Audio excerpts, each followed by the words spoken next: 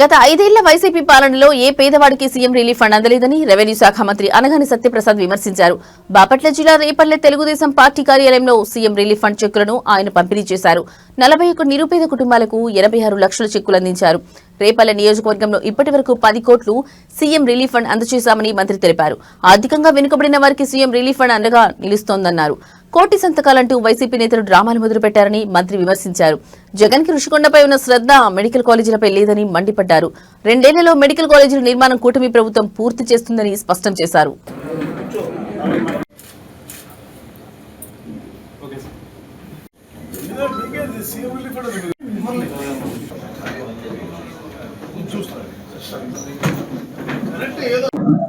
అందరికీ నమస్కారం. ఈరోజు ముఖ్యమంత్రి సహాయ నిధి నుంచి ఏదైతే అనారోగ్యంతో ఇబ్బంది పడతా ఉన్న నియోజకవర్గంలో 41 మందికి 86 లక్షల రూపాయలు అంటే కూటమి ప్రభుత్వం వచ్చిన తర్వాత 7.5 కాలంలో దాదాపుగా 10 కోట్ల రూపాయలు కేవలం రేపల్లె నియోజకవర్గంలో ఇచ్చారు.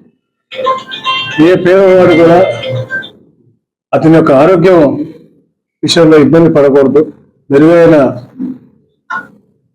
వైద్యం పొందాలనే లక్ష్యంతో వారికి ఎల్ఓసీలు కానీ అలాగే సీఎం రిలీఫ్ ఫండ్ కానీ ఇవి పెద్ద ఎత్తున యుద్ధ ప్రాతిపదికన చేయడం నిజంగా ఆనందదాయకం. గతంలో కూడా 14-19లో ఇప్పుడు కూడా కూటమి ప్రభుత్వం ఉన్నప్పుడు గౌరవ ముఖ్యమంత్రిగా చంద్రబాబు నాయుడు గారు ఉన్నప్పుడు పెద్ద ఎత్తున సీఎం రిలీఫ్ ఫండ్ ఇచ్చి ఎంతో మంది ఆదుకున్నాం.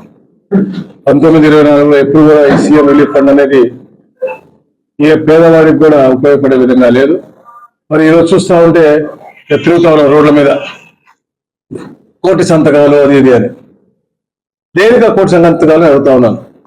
అంటే 5 సంవత్సరాల్లో కేవలం 500 కోట్లు ఖర్చు పెట్టి వాళ్ళు 5 మెడికల్ కాలేజీలో పూర్చేటువంటి పరిస్థితి వాళ్ళది. ఏదైతే కేంద్ర ప్రభుత్వం కూడా నిన్ను హర్షించిందో పార్లమెంట్ లో కూడా పీపీపీ మోడల్ అనేది ఎలా ఉంటుంది, దాని వచ్చే సత్ఫలితాలు ఎలా ఉంటాయని చెప్పిందో దాని ముందనే ఊహించి గౌరవ ముఖ్యమంత్రి చంద్రబాబు నాయుడు గారు పీపీపీ ద్వారా అయితే 2 నెలల్లో పూర్తి చేస్తాం, ఏదైతే వైసీపీ వాళ్ళు ఇస్తున్నటువంటి ప్లాన్ అయితే